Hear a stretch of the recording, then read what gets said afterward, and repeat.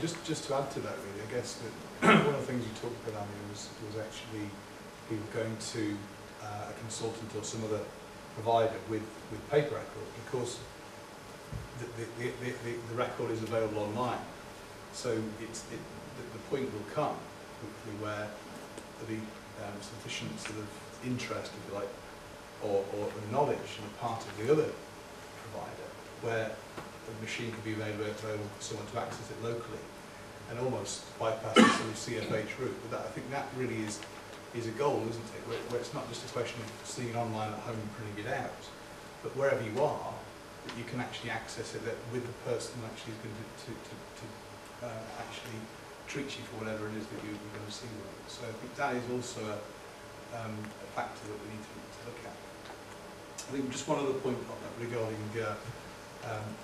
errors and so on in records. I think there is a responsibility that goes with access for the patient, and I think that's part of almost a process that can go in terms of the consent process, to actually just to say people to patients, if you find something, can you come back and tell us about it? I think we shouldn't just leave it up to chance, but actually build that into a process. And indeed, that's what I'm talking to my, part of our patient forum. That's what we're talking to about building a process where we can manage the transfer of the record to the patient.